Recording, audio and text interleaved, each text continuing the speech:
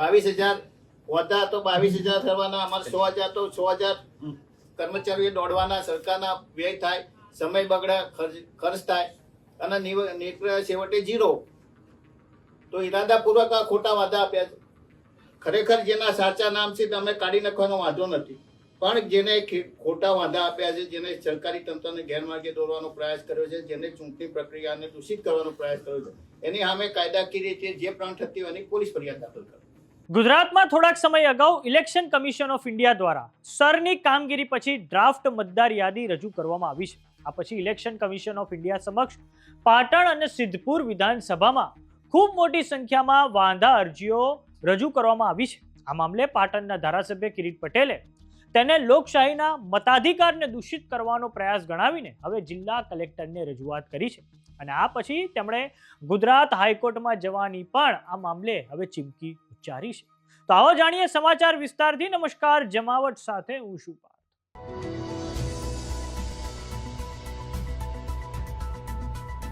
પાટણ વિધાનસભા અને સિદ્ધપુર વિધાનસભા બેઠક પર મતદાર યાદીમાંથી નામ કમી કરવા પર કુલ 31,000થી વધારે અરજીઓ સામે આવી છે, જેને લઈને પાટણના એમએલએ કિરીટ પટેલે જિલ્લા કલેક્ટરને રજૂઆત કરતા કહ્યું છે કે ભારતીય જનતા પાર્ટી દ્વારા મતદારોના અધિકારો પર તરાપ મારવાનો પ્રયાસ થઈ રહ્યો છે.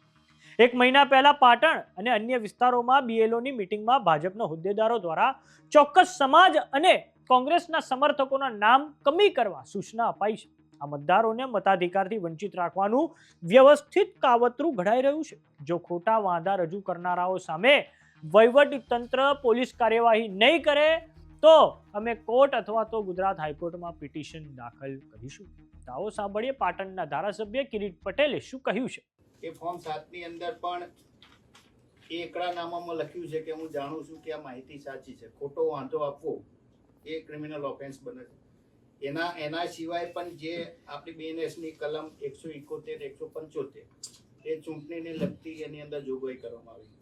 એના સિવાય પણ 212, 216, 217, 227 આ જુદી જુદી કલમો છે. એની અંદર સરકારી તંત્રને ગેરમાર્ગે દોરવું, ખોટી માહિતી આપવી, ઇલેક્શનની અંદર ખોટી માહિતી, એમાં 1 વર્ષથી મોડી અને 7 વર્ષ સુધીની સજાની જોગવાઈ. અમે અમારી પાસે અમારા પ્રમુખે રેકોર્ડિંગ કર્યું. એક સુરેશભાઈ જીવાભાઈ પરીંગ છે, એમના નામના 30 વાંધા આવ્યા. એમને એવું કહ્યું મેં તો વાંધા આપ્યા જ નથી. તો આ વાંધા કોને આપ્યા છે અને ખરેખર જેને વાંધા આપ્યા છે અમે જે સાચા હોય એનું તમે વેરિફિકેશન કરો. પાટણની અંદર 6,500 વાંધા આવ્યા, સિદ્ધપુરની અંદર 26,000 વાંધા આવ્યા અને એમાં પણ જે અમે અગાઉ દહેશત વ્યક્ત કરી હતી કે મુસ્લિમ સમાજના વિસ્તારોની અંદર જ આ વાંધા આપવાના છે, તો એવા રણુજની અંદર જેને અરજીઓ આપી છે એવા નામના વ્યક્તિઓ જ હાજર નથી. આની અંદર સ્પષ્ટ છે કે સાહેબ જ્યારે વાંધો આપવામાં આવે ત્યારે એનું વેરિફિકેશન કરવું, એનો ઈપીઆઈ નંબર, એનો ઈપીઆઈસી નંબર લખવો, બરાબર. નંબરો બધાના ખોટા લખ્યા છે. ખરેખર તો જ્યારે અમે આવી દહેશત વ્યક્ત કરી હતી ત્યારે જે તે આરઓએ સાહેબ ધ્યાન દોરવું જોઈતું હતું, કો તો એમને પ્રેસ કરવી હતી કે ભાઈ આવું ખોટો વાંધો આપે તો એ કાયદેસર રીતે ગુનો બને છે અને ખોટા વાંધા આપવાની સામે અમે કાર્યવાહી કરીશું. એ ના કરી તો અમારી માગણી એવી છે કે જેને ખરેખર ખોટા વાંધા આપ્યા છે એની સામે તમે જે તે કાયદાકીય પ્રોવિઝન એવું છે કે ખોટું ફોલ્સ ડોક્યુમેન્ટ જે ઓફિસની અંદર રજૂ થાય એ ઓફિસે એની વિરુદ્ધમાં ફોજદારી કાર્યવાહી કરવાની થાય. તો તમે તપાસ કરો. ખરેખર જેના સાચા નામ છે તમે કાઢી નાખવાનો વાંધો નથી, પણ જેને ખોટા વાંધા આપ્યા છે, જેને સરકારી તંત્રને ગેરમાર્ગે દોરવાનો પ્રયાસ કર્યો છે, જેને ચૂંટણી પ્રક્રિયાને દૂષિત કરવાનો પ્રયાસ કર્યો છે, એની સામે કાયદાકીય રીતે જે પણ થતી હોય એની પોલીસ ફરિયાદ દાખલ કરો. સાહેબ એક બાજુ સરકાર એવું કે કોઈ મતદાર રહી ના જવું જોઈએ, તો આ જેને 22,000 વાંધા આપ્યા, જે 6,000 વાંધા આપ્યા, તો એમાંથી કદાચ આપણે માનીએ કે 2-5% સાચા છે, બાકી બીએલઓએ ત્યાં જઈને વેરિફિકેશન કર્યું છે, એને જાતે તપાસ કરી છે અને છતાં પણ વધા આવવાનું પછી ફરીથી પાછા બીએલઓને ત્યાં જઈને આ વહીવટી તંત્રને અને સરકારી તંત્રને ગેરમાર્ગે દોરવાનો પ્રયાસ છે. એટલે એમની સામે કાયદેસરની ફોજદારી કાર્યવાહી થવી જોઈએ અમારી માગણી. એટલે ભવિષ્યની અંદર આ રીતે ખોટા વાંધા આપી અને લોકોને ગેરમાર્ગે સરકારી તંત્ર આ કેટલું દોડવાનું તંત્ર છે. 22,000 હોતા તો 22,000 કરવાના, અમારે 100,000 તો 100,000 કર્મચારીઓ દોડવાના, સરકારના વ્યય થાય, સમય બગડે, ખર્ચ થાય અને નીકળે છેવટે 0. તો ઈરાદાપૂર્વક આ ખોટા વાદા આપ્યા છે. અને હોય તો દાખલા તરીકે હું સીધેમનગર સોસાયટીમાં રહું છું સાહેબ, મારી પાડોશના મારી સોસાયટીનો કોઈ વાદો આવે તો બરાબર છે. જે બુગડીમાં રહેતો હોય મારી સામે વાંધો આપે કે કિરીટભાઈ રહેતા નથી. દેશની અંદર અને રાજ્યની અંદર મતદારોને જે મતાધિકાર મળ્યા છે એને દૂષિત કરવાનો પ્રયાસ કોઈના કોઈ રીતે ભારતીય જનતા પાર્ટી દ્વારા થઈ રહ્યો છે. 1 મહિના પહેલા પાટણના માર્કેટયાર્ડ ખાતે પાટણ વિધાનસભાના BLO ની મિટિંગ મળેલી. એવી જ અલગ અલગ વિધાનસભાની અંદર પણ મળી હશે, સિદ્ધપુરની અંદર પણ મળી હશે.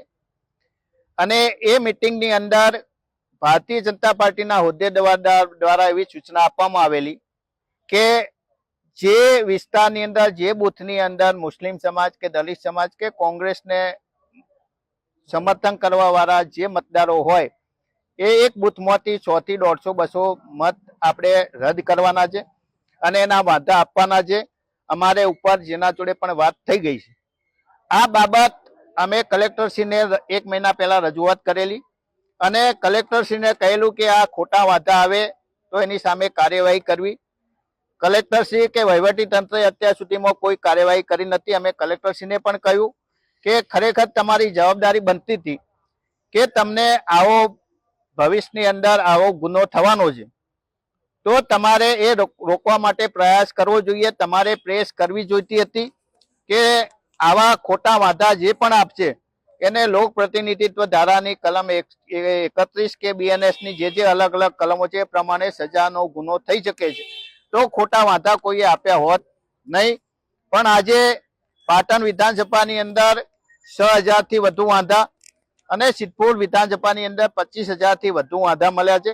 આજે અમે કલેક્ટરશ્રીને રજૂઆત કરી છે કે જેને પણ ખોટા વાંધા આપ્યા હોય એ કાયદાકીય રીતે જે ઓફિસની અંદર આવા ખોટા ડોક્યુમેન્ટ રજૂ થયા હોય એ ઓફિસે એમની સામે પોલીસ કાર્યવાહી કરવી જોઈએ.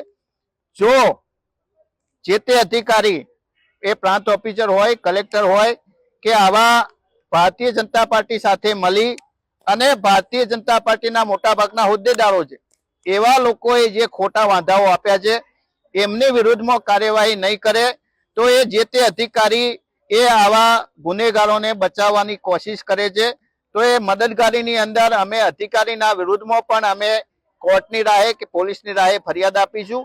જો અમારી ફરિયાદ દાખલ નહીં થાય તો અમે કોર્ટમાં અથવા નામદાર હાઈકોર્ટની અંદર પિટિશન કરી અને વહીવટી તંત્રને ગેરમાર્ગે દોરી મતદારનો જે અધિકાર મળ્યો છે મતદારના અધિકારને રોકવાનો જેને પણ પ્રયાસ કર્યો છે એની સામે ફોજદારી કાર્યવાહી થાય અને ભવિષ્યની અંદર આવા ખોટા વાંધા આપી અને કોઈના મત અધિકારને રોકવાનો પ્રયાસ ન થાય એના માટે અમે ઉદાહરણ પૂરું પાડીશું. ગુજરાતમાં ડ્રાફ્ટ મતદાર યાદી બહાર પડ્યા બાદ ચાલી રહેલી સુધારણા પ્રક્રિયામાં મોટા પાયે ગડબડી થઈ હોવાનો કોંગ્રેસે આરોપ મૂક્યો છે. કોંગ્રેસના નેતાઓનો આરોપ છે કે ભાજપ સુનિયોજિત રીતે સાચા મતદારોના નામ કાપવા માટે ફોર્મ નંબર 7 નો દુરુપયોગ કરી રહ્યું છે અને આ સમગ્ર ઘટના લોકશાહી પર ઘા સમાન છે. સમાચારોમાં અત્યારે બસ આટલું. જોતા રહો જમાવટ. જો તમને YouTube પર જોઈ રહ્યા તો સબસ્ક્રાઇબ કરો. જો તમને Instagram અને Facebook પર જોઈ રહ્યા તો ફોલો કરો. સાથે જ અમારી WhatsApp ચેનલ આવી ગઈ છે, જોઈન કરવાનું ના ભૂલતા. નમસ્કાર.